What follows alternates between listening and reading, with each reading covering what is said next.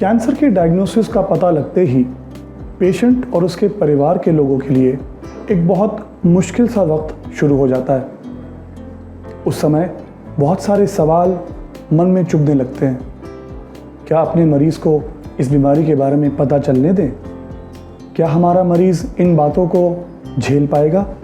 क्या साइकोलॉजिकली हमारे मरीज़ के ऊपर कैंसर के डायग्नोसिस का पता लगने का कोई दुष्परिणाम तो नहीं निकलेगा?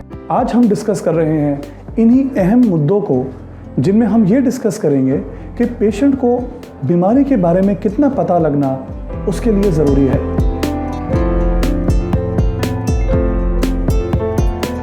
नमस्कार, मेरा नाम है doctor Suhail Qureshi and I am the additional director and unit head of medical oncology at Fortis hospital, Shalimar Bagh. कई बार हमारे पास पेशेंट्स इस प्रकार की दुविधा को लेकर आते हैं, या यूँ कहें कि उनके रिश्तेदार इस बात से जूझ रहे होते हैं कि मरीज़ को बीमारी के बारे में पता ना चले। कई बार ये एक बहुत मुश्किल सिचुएशन हो जाती है डॉक्टर के लिए भी और उनके रिश्तेदारों के लिए भी, जो मरीज़ को केयर प्रोवाइड कर रहे हैं। शुरुआत में जब मरीज़ पहली बार किसी कैंसर डिपार्टमेंट में कदम रखता है और अगर मरीज़ पढ़ा लिखा समझदार व्यक्ति है, तो वहाँ बड़े बड़े अक्षरों में कैंसर का डिपार्टमेंट का नाम देखते ही उसके मन में एक अजीब सी उलझन सी खड़ी होती है कि क्या मुझे कैंसर है? अगर नहीं तो मैं कैंसर डिपार्टमेंट में क्यों जा रहा हूँ? कई बार इस तरीके के सवालों को उलझाकर, मरीज़ को समझाकर, किसी तरीके से बहानेबाजी से उसके सारे टेस्ट करवा भी लिए जाए, लेकिन कभी ना कभी इस बात का मरीज़ के ऊपर खुलना तय है कि उसको क्या बीमारी है। तो हम किस तरीके से मरीज़ को ये बताएं कि आपको इस प्रकार की प्रॉब्लम है और उसका ट्रीटमेंट ऐसे होना है। ये एक बहुत इम्पॉर्टेंट विषय है कि क्या मरीज़ इस बारे में पूर्णतः जानकारी रखे कि उसको क्या प्रॉब्लम है, कि वास्तव में उसे कैंसर है या नहीं। यहाँ पर हमारे देश में और बाहर के देशों में एक बहुत बुनियादी फ़र्क है। ज़्यादातर वेस्टर्न कंट्रीज़ में, जैसे कि अमेरिका या यूरोप में, अगर किसी को कैंसर का डिटेक्शन होता है तो सबसे पहले डॉक्टर का फ़र्ज़ ये बनता है कि वो मरीज़ को उसके बारे में बताए और उसके बाद उसके घर के किसी व्यक्ति को, और उन्हीं लोगों को जिनको मरीज़ स्वयं अनुमति दे कि इनको इसके बारे में पता लगने देना चाहिए। अगर कभी मरीज़ ये चाहे कि उसके अमुक रिश्तेदार को या केयर प्रोवाइडर को उसकी बीमारी के बारे में ना बता जाए, तो कॉन्फिडेंशियलिटी के क्लॉजेस के तहत मरीज़ की वो सारी जानकारी डॉक्टर और मरीज़ के बीच में गोपनीय यानी कॉन्फिडेंशियल रखी जाती है और किसी को नहीं बताया जाता। हमारे देश में चीज़ें काफ़ी डिफरेंट होती हैं। हमारे यहाँ पे ज़्यादातर डिसीजंस मरीज़ के रिश्तेदार, अगर वो एक एल्डरली वृद्ध व्यक्ति है तो उसके बच्चे, या अगर वो यंग है तो उसके स्पाउस यानी उसकी वाइफ या उसके हस्बैंड, या परिवार के दूसरे सदस्य लेते हैं। आमतौर पर सोचा ये जाता है कि मरीज़ को बीमारी के बारे में जितना कम से कम पता हो उतना बेहतर है, ताकि वो उस बात को लेकर ज़्यादा विचलित ना हो, ज़्यादा परेशान ना हो। अपने आप में सुनने में ये बहुत नॉर्मल सा लगता है कि शायद इससे हम मरीज़ की मदद कर रहे हैं, लेकिन मैंने व्यक्तिगत रूप से आज तक जब भी कभी किसी मरीज़ के रिश्तेदार से इस बारे में पूछा है कि आप कल्पना कीजिए कि गॉड फॉरबिड, भगवान ना करे, आपको अगर ये प्रॉब्लम हो, तो क्या आप ये चाहोगे कि आपको वो बात पूरी तरीके से बताई जाए, या आपके घर वाले आपसे भी वो चीज़ छुपाएं तो आपको सही लगेगा? ऐसी अवस्था में ज़्यादातर पेशेंट्स के रिलेटिव्स मुझे ये जवाब देते हैं कि नहीं, हम तो अपनी बीमारी के बारे में पूरी तरीके से जानना प्रेफर करेंगे ताकि उसके बारे में डिसीजंस हम ले सकें।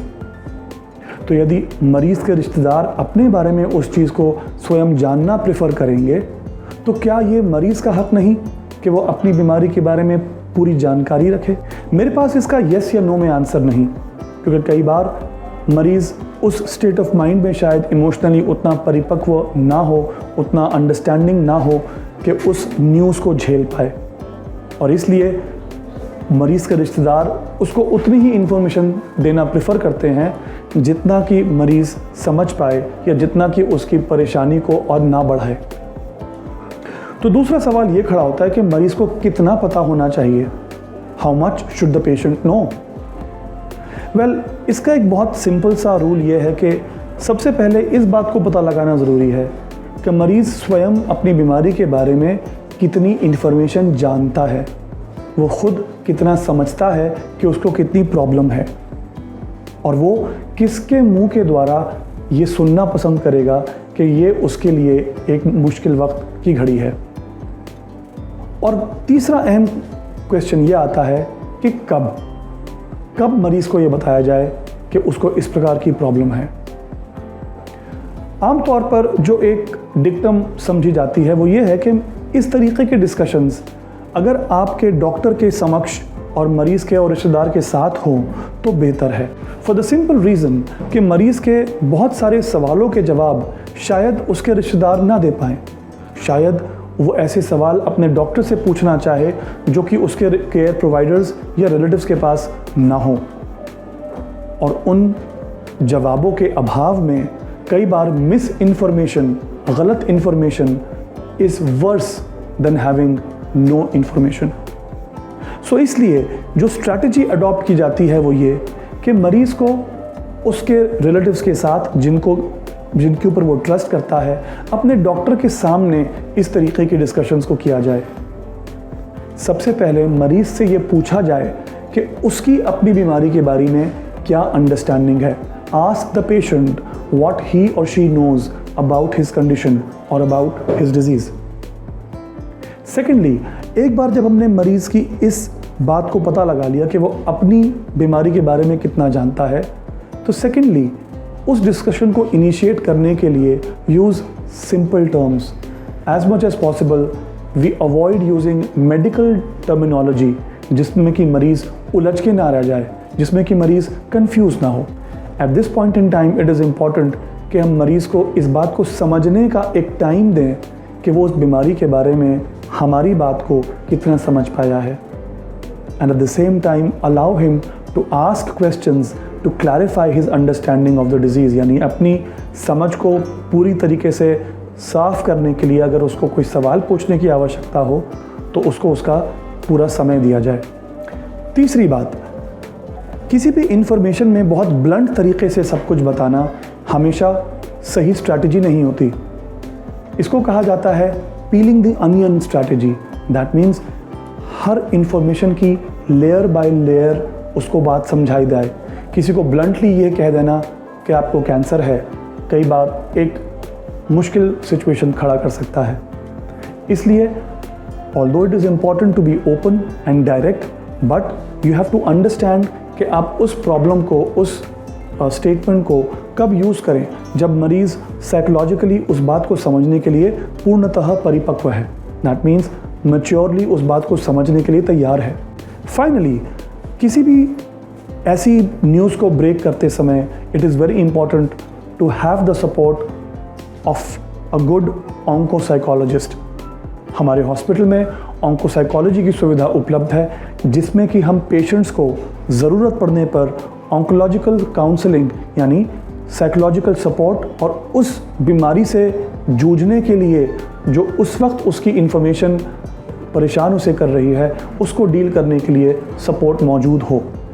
वो सपोर्ट उसके ऑन्कोलॉजिस्ट के द्वारा, उसके साइकोलॉजिस्ट के द्वारा और ज़रूरत पड़ने पर उसकी फैमिली मेम्बर्स के द्वारा एक कॉम्प्रिहेंसिव प्लान के तहत देना बहुत अहम है।